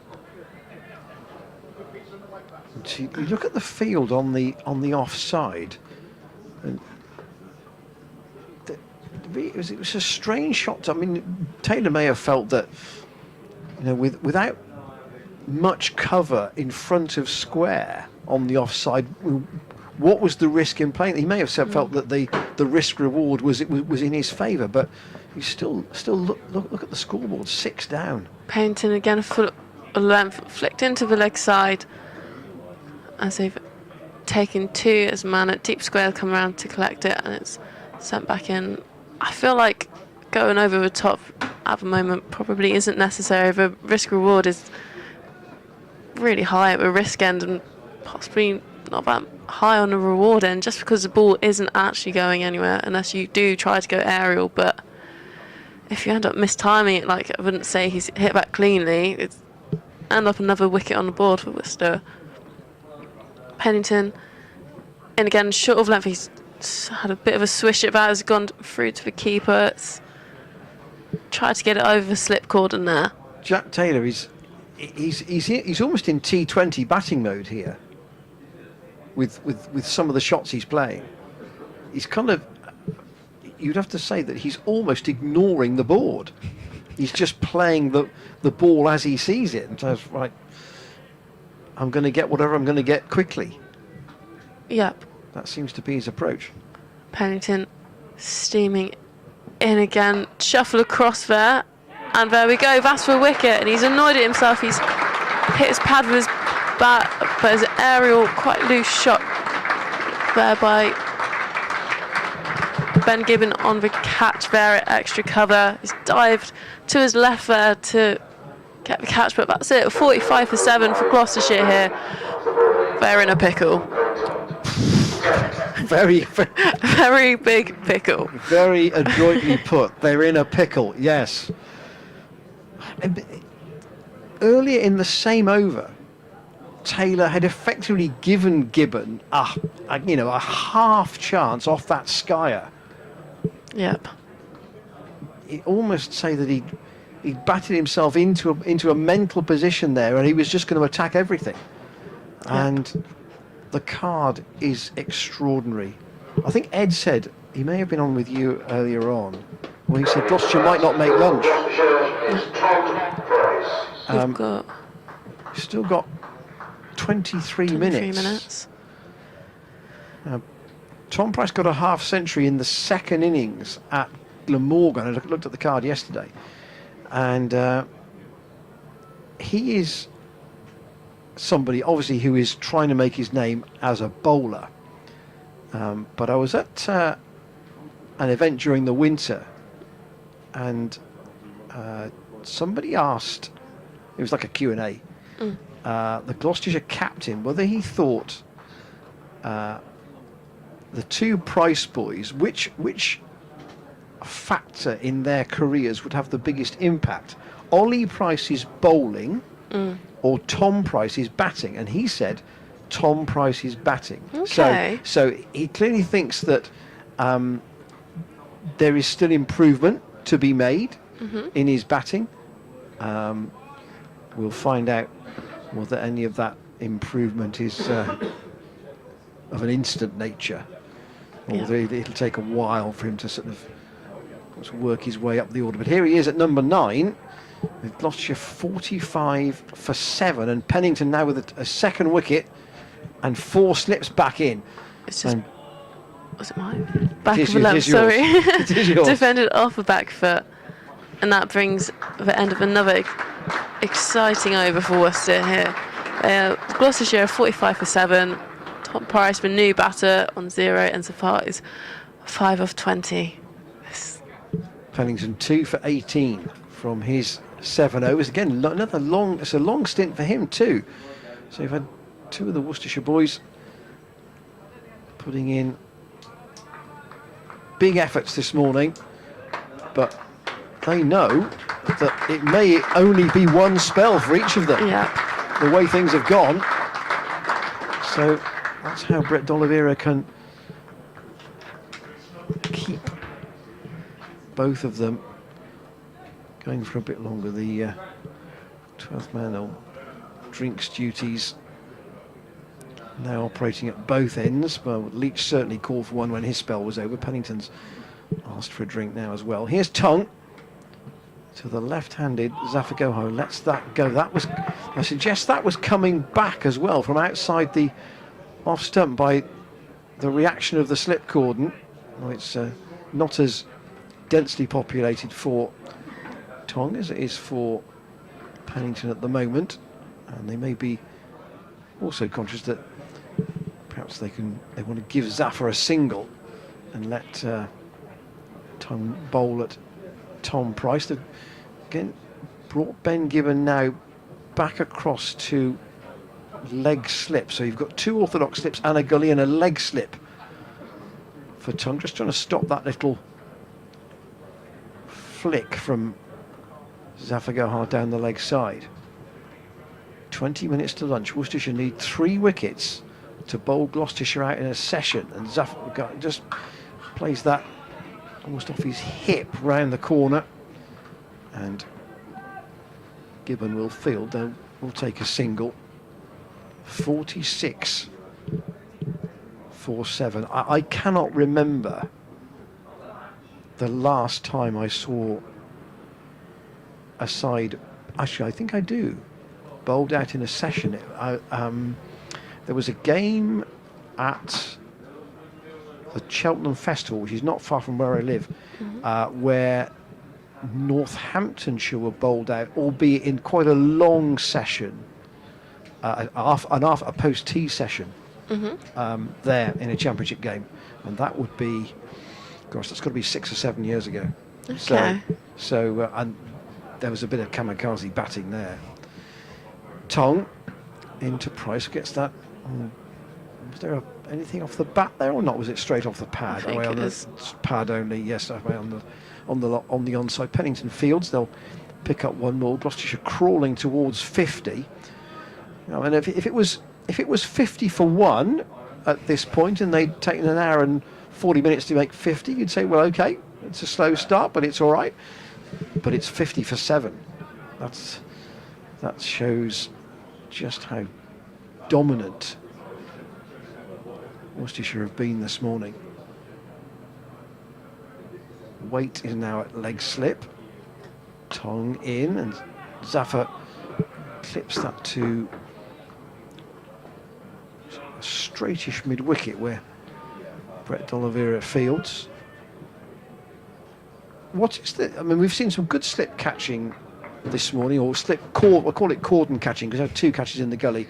How would you rate the close catching in your cricket, if there is very much, because you play quite a lot of white ball, don't you? Yep. That's off the off stump again from Tongue, stretched up by Zafar, didn't get a touch. So is there very much a really attacking cricket played in both the 20 and 50? Yeah, there you will rarely see probably more than 2 slips, I say, just because the white ball doesn't do as much. No. You still get a lot of swinging early on, but say after 6 overs, the swing mainly goes. Tongue in a Very short one this time. Zaffa ducks underneath it. Ian Blackwell's going to hand him his glasses and a hat. End of the over. Tongue's bowled 4 overs for 7, 47 for 7. So, in a sense, but do you still do as much or as many catching drills then, because that is not so big a part of the game for you? I'd say it's position specific as well. If, say, our skipper goes and slips, she'll do a lot of slip catching, but we'll do a lot of close catching. Say, myself will do in the ring, just catching, or if you want to apply more pressure, obviously you'll be close around the bat. So it's just got to be good at catching, because you just don't want to put anything down, really. As Pennington is steaming in again outside, left alone by Bryce Bear, and I'm rejoined. Hi, Chloe. I've been doing what I think most cricket commentators would do in this situation, which is attempt to try to take some sort of solace in some numbers. And Gloucestershire's lowest total in first-class cricket against Worcestershire is under threat. 55 all out. Oh, wow. In 1908, Gilbert Jessop's Gloucestershire went on to lose that game by 225 runs. Oh, wow. Pennington, again, steaming in, full of length, just clipped, found the inside edge there, and has found a fine leg as they've taken a single from it. But the amazing thing, though, is this is one of those facts that the Gloucestershire historian knows. Their lowest first-class score, 20 all out. Okay. They went on to win the game. Oh, wow, okay. They were playing Somerset at Bristol in 1920. And, oh, pardon me, it said 20, I meant 22 all out. Anyway, 22 all out. They conceded a first innings deficit of 147 to Somerset, who were bowled out for 169 in the first innings. They were then all out for 20, and an extraordinary chase led by the dashing Charles Townsend, 84. He made in double quick time. They chased down 276 to win that match. Pennington again, short of length, left alone. I was extravagantly there. He didn't want to get his hands near that, so it's flown through to the keeper. So there's a glimmer of hope here. Well, that's what you're looking at. I don't know that that's what I'm saying, but I think at least what I am saying is that there is that extraordinary historical quirk. They have been all out for one total lower than that. They were bowled out for 17 against the touring Australians in 1896. Oh, wow, that's WG Grace era. Both WG and WG Junior were playing in that game. Pennington round the wicket this time, and he's left alone. Fair by the 5, does not fancy it. And, well, I think some bowling figures that wouldn't look too out of place in Worcestershire's card in that game. Hugh Trumbull, 10 overs, 6 maidens, 6 for 8. Oh, wow. Gloucestershire 17. Wow. All out. It's one of those names from the past, Hugh Trumbull. Pennington steaming again, remaining right arm round his played and beating the outside edge, keeps taking it knee height. There's an applause there from his teammates. Cricket's a funny game, isn't it? Well, it's also a game where a lot of low scores have happened, but you do tend to find that the low scores happened a long way back on uncovered pitches and in a completely different era from what we're now in. It's very rare to see a score this low in the modern era. Pennington again, full of length. That's a drive, driven there through the covers, and there we have it, over the ropes. Third boundary of the day. Fourth. Yeah, well, I think that probably is that the first boundary of any real authority of the day. I mean, a booming drive through the covers from Zaffa there, and okay, yes, it was aerial, but there was no cover fielder, so he was perfectly entitled to play it in the air.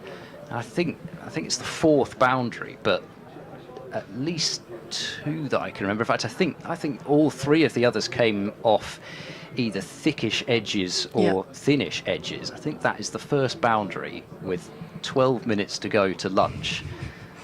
any authority from Gloucestershire in this session. Yeah. It's Tongue to continue into his 5th over. He's bowling to Tom Price on 1. And Tom Price gets a rising delivery, which he takes a hand off the bat to, and it passes his outside edge and through to the keeper it goes. He is lively, Josh Tongue. He's got the England selectors very much looking at his performance. He was part of the England Lions tour of Sri Lanka A in the winter, claimed 5 wickets in the second Lions test. Well, I say 5 wickets, I mean it was 5 wickets in an innings. It was 8 in the match, I think. In the second Lions test at Gaul. As Tongue bowls, rising delivery, but Tom Price manages to get on top of it, jabs it out into the covers. Only going to get a single for it though, because Gibbon is a fast bowler, but he's your modern fast bowler in that he is a very good fielder. 53 for 7 with that single to Tom Price, but gone are the days of a fast bowler not being able to move in the field. Gibbon, he's been in the cordon, he's been in the ring. I don't think too many people would have got as close to catching that Jack Taylor skyer as Gibbon did. He actually looked to get himself into a very good position to take the catch. He'll be annoyed that he didn't take it, but I don't think everybody would have got there. Tongue is into bowl to Zafar, who taps it down right in front of him and hopes for a quick single, which isn't there. Tongue boots the ball towards the stumps, but Zafar wasn't going anywhere, and there is no run. So 3 runs to go to beat Gloucestershire's all-time lowest score against Worcestershire. Actually, speaking, Ian was asking you, I think, about slip catching. Does anybody actually practice the kicking the ball towards the stumps? Because you see it so often now. You do. I mean, there's a lot of football when we're trying to kill time or warming up, but it's a different sport, isn't it? Yes. Well, it's also quite different kicking a cricket ball. Yeah. Sun goes in for the first time today as Tongue bowls to Zafar, who drives gorgeously wide of mid-off, and even despite the slow outfield down there, that is going to make it to the boundary easily.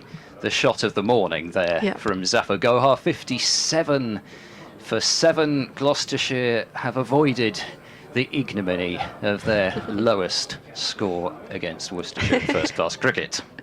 That's always a win, isn't it?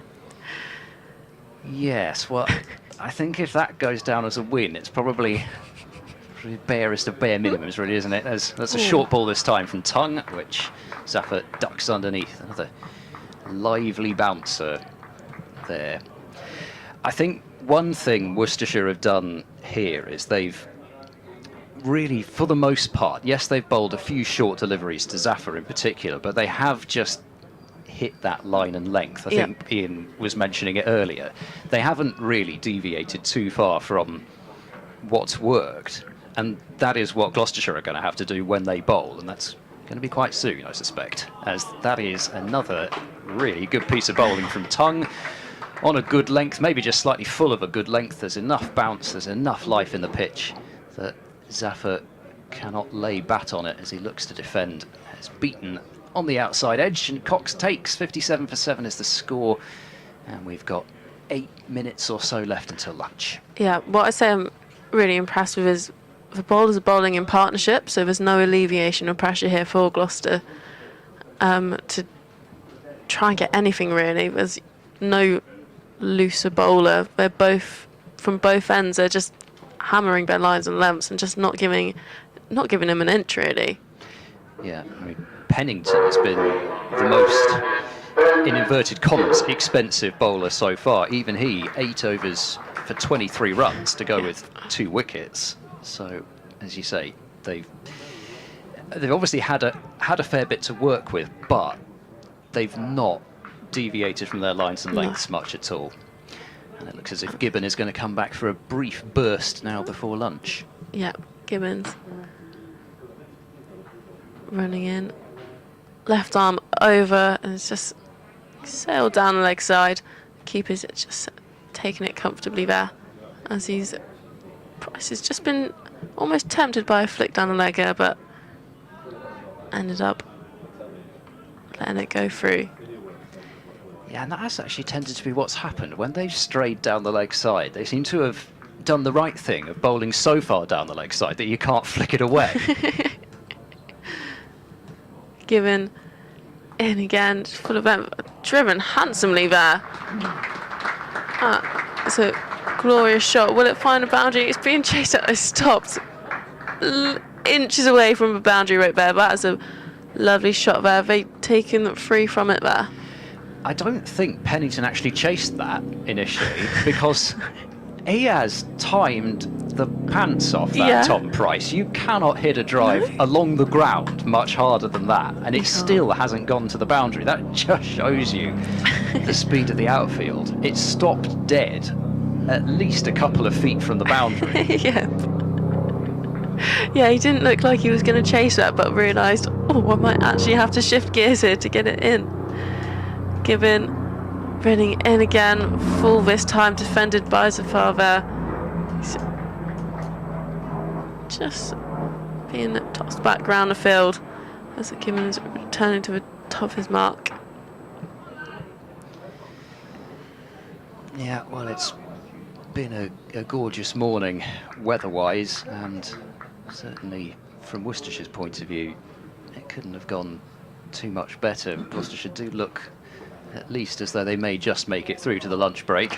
Gibbon again on a length, and that's just found the outside edge, gone through slips.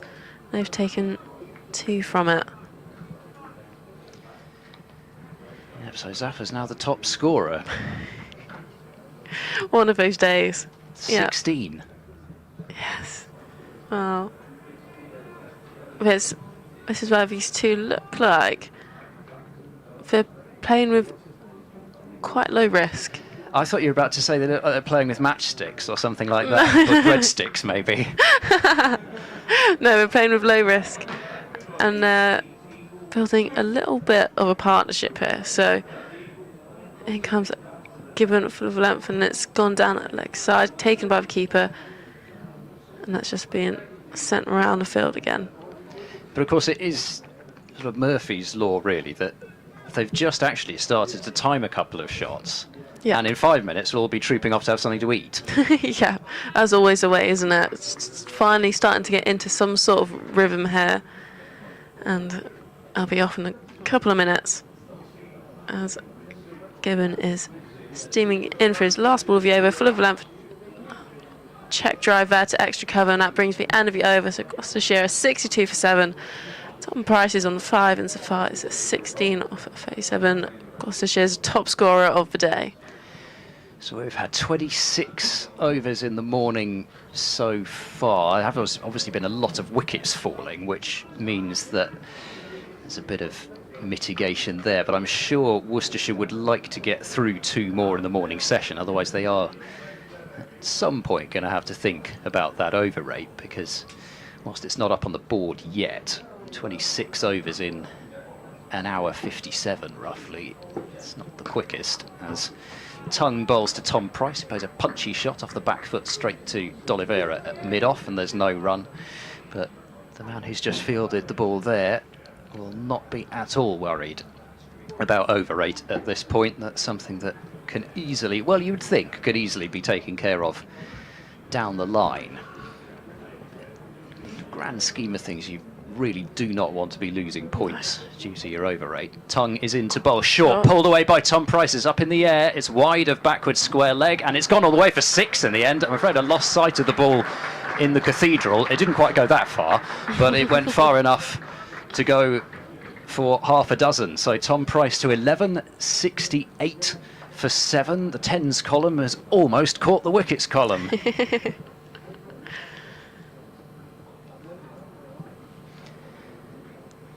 Obviously, I mean, he's been bowling quite a lot of bouncers as Tongue, but Tom Price electing to take that one on, and took it on well he did. Tongue is into bowl to him. That's gone up in the air out into the gully region. It's not come off the bat though, and it will be a leg by. I say gully region, leg gully region, and another run to the total. 69 for 7 with that leg by, just the second extra in the session.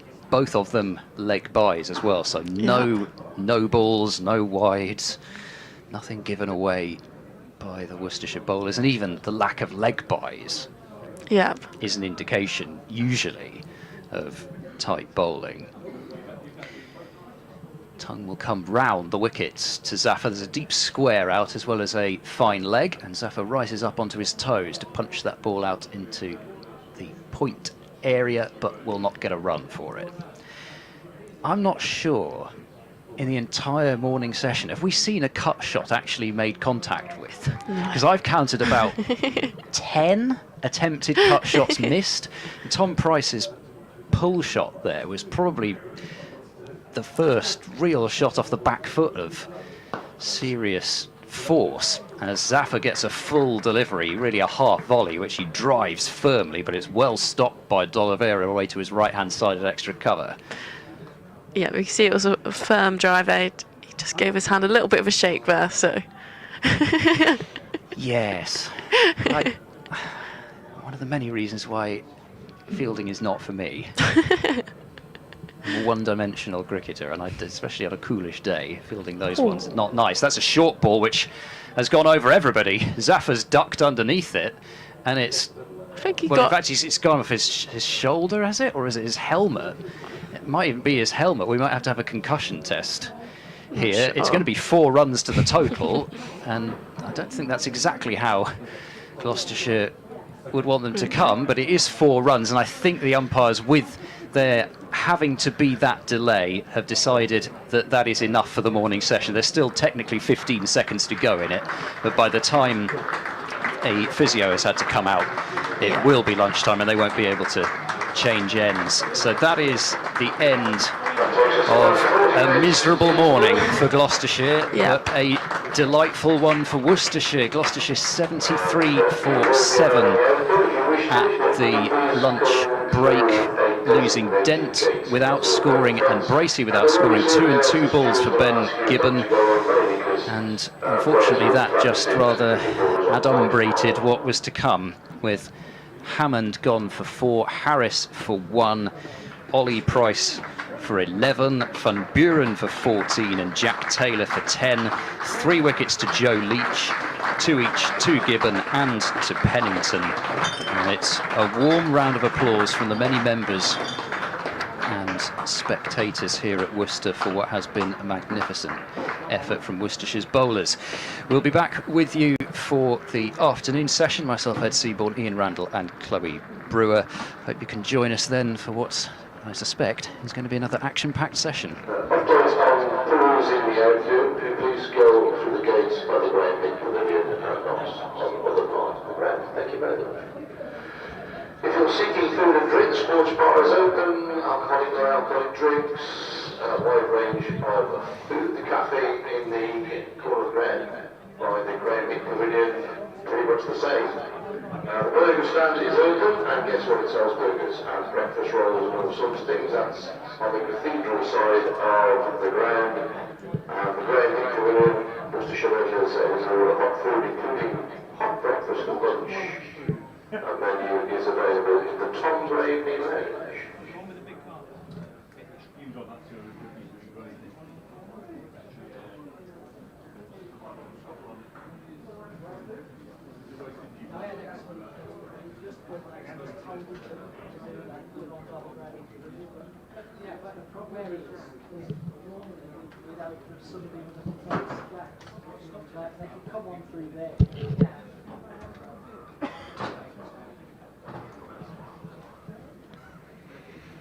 Scores elsewhere around the country. Nottinghamshire playing Middlesex at Lords, or Lords Middlesex against Notts. Notts 119 for 1.